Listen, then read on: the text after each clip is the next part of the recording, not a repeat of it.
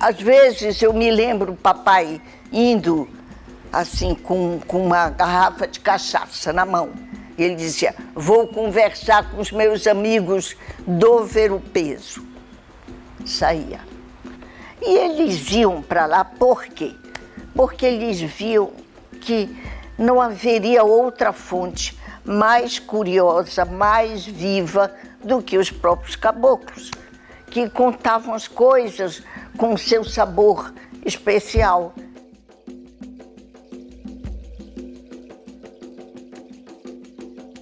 Era no Mercado do Peixe, né? Lá naquela esquina do Cachimbo do Aço, do Bar do Português, né? Do São Benedito da Praia. Então havia um clima, um contexto, uma cultura, um espírito. E mais que isso, o Ver-o-Peso é o lugar do encontro do Rio com a cidade. Aqui era o Bar Águia de Ouro, de propriedade do senhor Sarmânio. Era onde tinha o São Benedito aqui, era essa coluna, era onde tinha um cofre que ele recebia os donativos para ser usado o dinheiro para a festa do mastro, né, que ocorria no dia dele. E aqui Dona Olímpia na esquina, que tinha peixe frito, maniçoba, caruru, todas as iguarias que o povo gostava, e principalmente os visitantes, né? Apreciavam uma caninha para despertar os ânimos, né? O santo dos pretos, o São Benedito, tomou logo conta de mãe Ambrosina, fez do corpo dela o que ele queria. Então todo filho de santo escutou, e pai Verequete falou como um príncipe da terra africana que o branco assaltou. E todos vieram pedir sua bênção, beijando o rosário de contas e lágrimas que a muitos foi dado por mãe Ambrosina.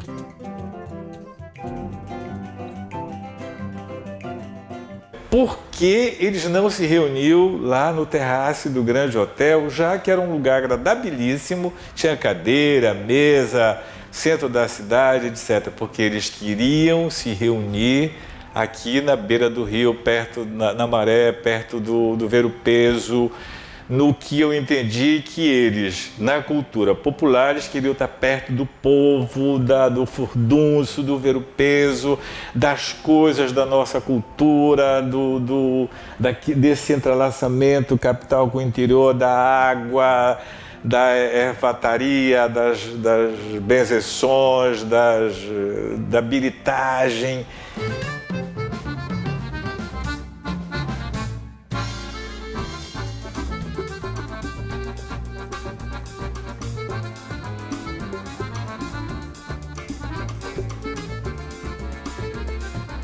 Se todas as capitais possuem características especiais de seu modo de vida, sobretudo no que diz respeito ao chamado material de boca, nada mais claro que se dizer que o peixe frito constitui uma das características da alimentação da massa popular de Belém, porque quitanda que se preza, que se recomenda, não deixa de ter à venda esse precioso alimento da nossa gente humilde. Eu penso que esse movimento literário que ocorre no final dos anos 10 e início dos anos 20, ele tem a ver com um desejo realmente de renovação. Esse movimento já estava pipocando aqui. E tem a ver também com o lançamento dessas revistas. Em 18 é lançada a revista Semana, que congrega boa parte desse pessoal. tem uma questão de classe aí, né? Tem esse pessoal mais, digamos, burguês. Esse grupo se reunia no Grande Hotel. Ao mesmo tempo, em 1920, 21, a gente tem a notícia de um grupo que circulava lá, de origem bastante distinta, que circulava pelo Ver-o-Peso. Esses dois grupos, eles tinham origens de classe diferentes, mas tinham uma ideia de literatura muito parecida, de modernidade, de transformação, de questionar os cânones anteriores, o passadismo. E eles se encontram em 21, 22 e fundam a Associação dos Novos, que é a base que vai dar origem à revista Belém Nova. Eles fizeram esse rompimento de uma maneira bastante sutil, agregando os velhos que eles achavam interessantes e, ao mesmo tempo, afastando daqueles que eles não gostavam. É um jogo de negociação. Quando o primeiro livro do romancista Dalcídio Jurandir saiu, Chove nos Campos de Cachoeira, que, à guisa de prefácio, ele fala na sua pobreza, nas suas dificuldades, ele cita um grupo de poetas que se reunia num café e que trazia para casa, ele diz, um encabulado pacotinho de peixe frito.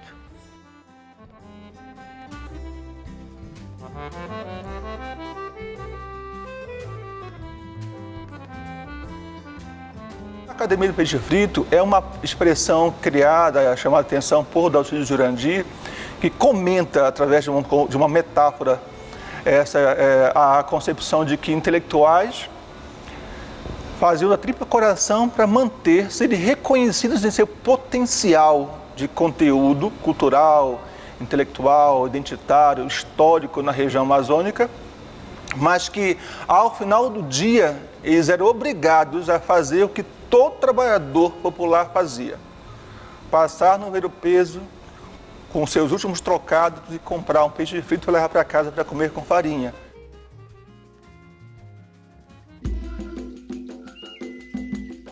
Eu recordo, meu pai, quando tu vinhas suado, extenuado, o paletó no braço, gravata solta ao vento da Bahia, ao sol do meio-dia.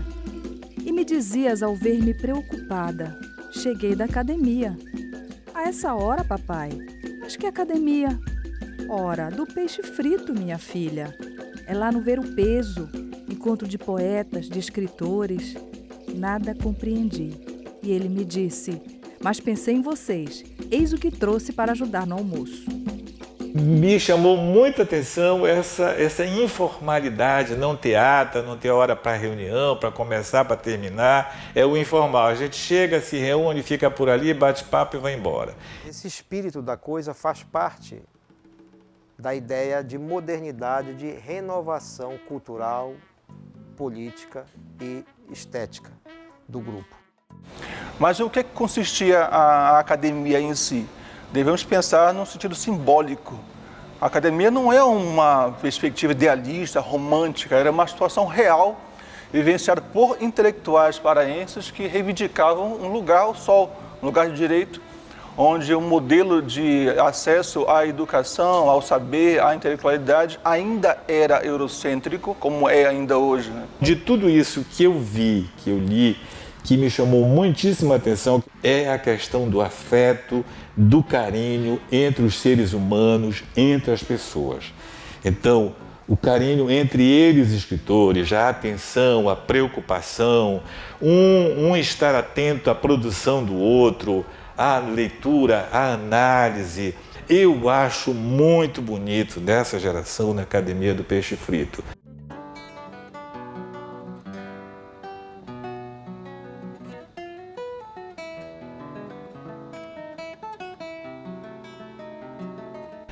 Tó Teixeira foi um negro, descendente de escravos, pobre, poeta,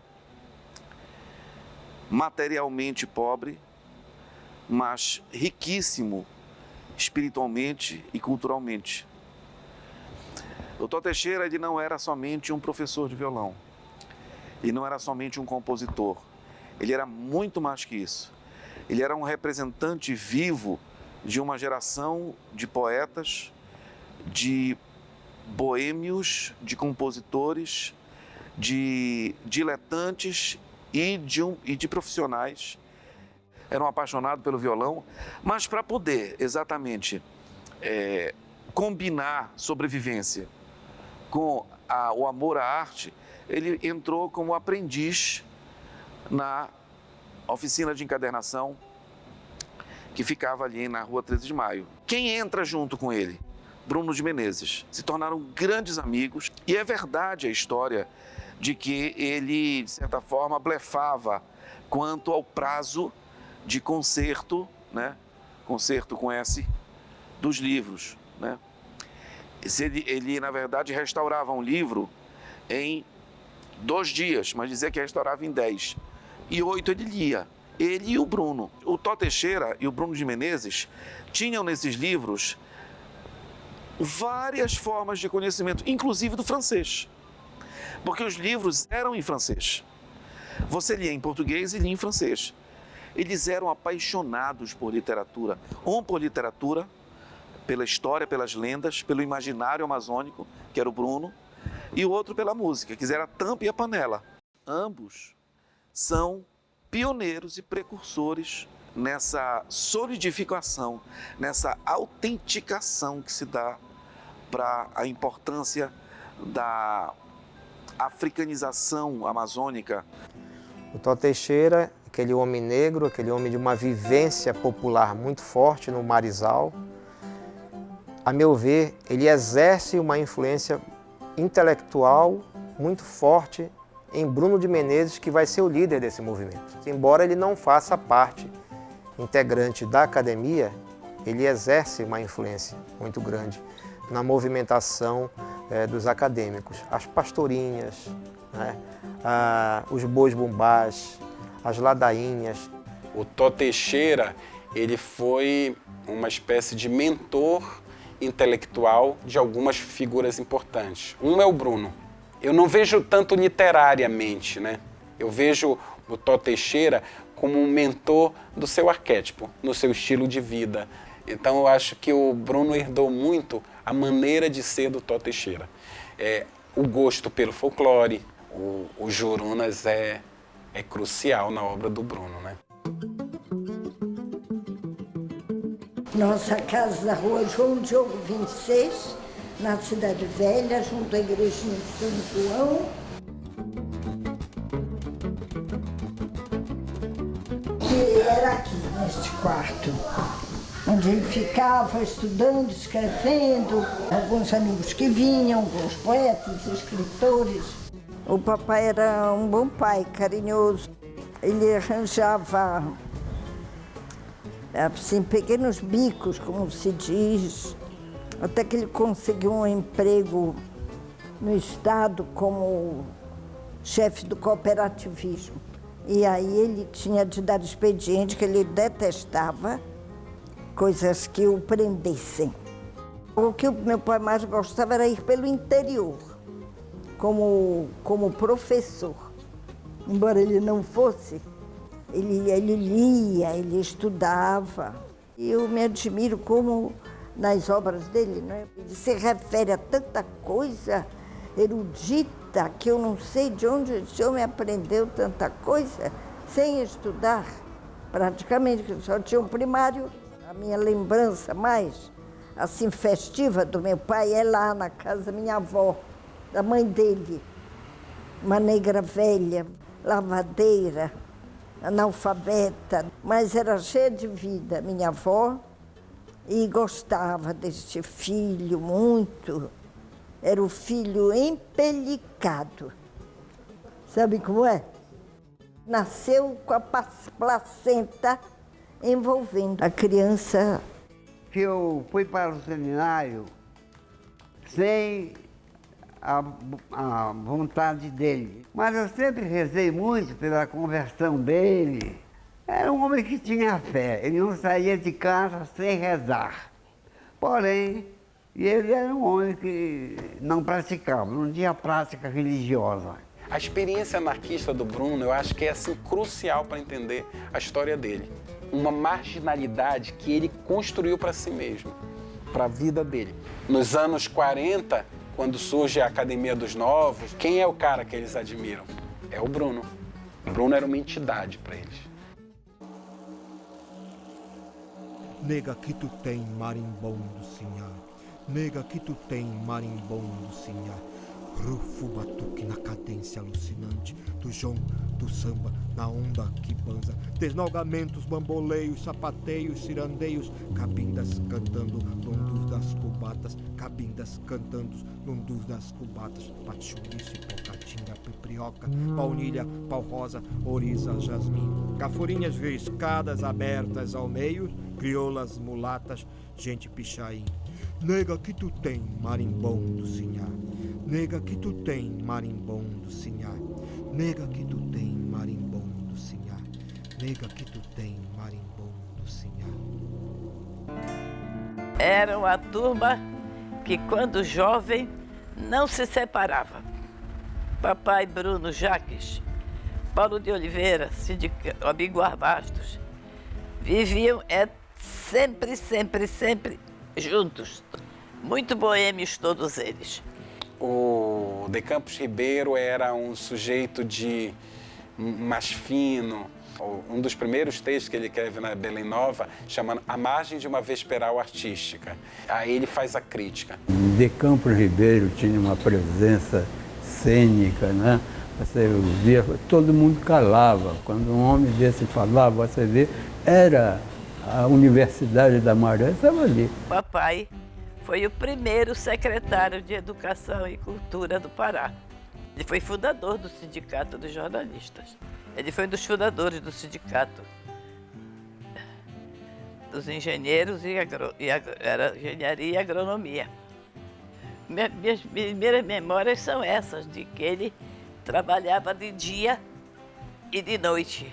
Como ele disse, ele era homem-formiga e homem-cigarra, porque nas horas de folga do trabalho, ele sentava para fazer poesia. É aqui, perto da natureza, longe da rua, que vejo homens vis. É aqui que sou cigarro e sou formiga, poeta contente, homem feliz. Aqueles autores que foram jornalistas, militaram nas redações, eles têm um nível de amadurecimento estético muito interessante para perceber exatamente os flashes, as questões que ocorriam nas ruas. Essa é uma ideia fervilhante dessa época modernista. Trazer às ruas as vozes do povo para dentro da literatura. De todos os manifestos literários, o que mais pegou foi o Flaminaçu, que é o manifesto do Abiguar Bastos, de 1927.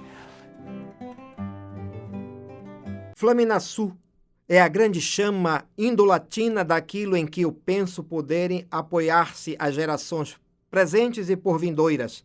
Flaminaçu é a mais sincera porque exclui completamente qualquer vestígio transoceânico, porque textualiza a índole nacional, prevê as suas transformações étnicas, exalta a flora, a fauna exclusivas ou adaptáveis do país, combate os termos que não externem os sintomas brasílicos, substituindo o cristal pela água, o aço pelo acapu, o tapete pela esteira, o escarlate pelo açaí, a taça pela cuia. Flaminaçu. Te mostra essa força da literatura aqui regional, embora pouco disseminada e pouco conhecida em relação ao eixo Rio-São Paulo e em relação ao modernismo que estava apregoado. Porque pensava-se, e aí Mário de Andrade, que essa identidade nacional poderia ser resgatada, retomada através do folclore. É claro que Mário vem para a Amazônia e escreve Macunaíma, e Abiguar com certeza refutou essas características. Essa turma é profundamente engajada, né? Tanto à esquerda como à direita, né? Eles militaram no movimento de 30. Abiguar Bastos foi o secretário de gabinete do Magalhães Barata na primeira interventoria. E o assessor dele, né, o faz-tudo dele, foi o Dalcídio Jurandir. Dalcídio Jurandir ele tem cerca de 15, 16 anos mais novo que Bruno de Menezes. Então, o Dalcídio é um dos participantes esporádicos da academia. Mas esse esporádico se potencializa no último grau, marcados pela influência do Bruno. O espírito do tempo, o espírito daquela mocidade periférica, negra, que traz para o debate da literatura figuras populares importantes. Nós vamos perceber na obra dele uma forte influência dessa negritude. Eu vejo ele como um romancista que dá testemunho da criaturada grande, ou seja, o povo, esse povo de pretos, de pobres, das periferias, das ilhas, dos pescadores. Tem um ponto muito importante que marca a formação desses intelectuais, que é a sua ascendência negra. Todos eles tiveram a ascendência negra e remetem a essa experiência em seus trabalhos. És mãe preta, uma velha reminiscência das cubatas, das senzalas. Mãe do Brasil, mãe dos nossos brancos. És mãe preta, um céu noturno sem lua, mas todo chicoteado de estrelas. Dos teus seios, mãe preta, teria brotado o luar? Continuas a ser a mesma virgem de Loanda, cantando e sapateando no batuque.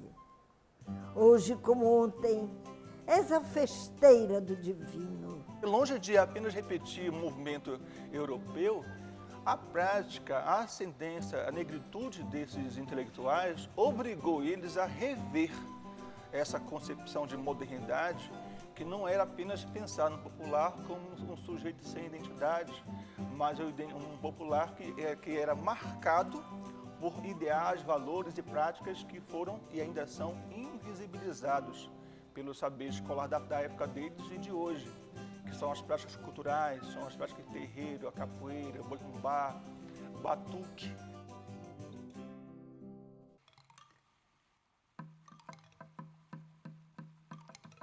Libânia.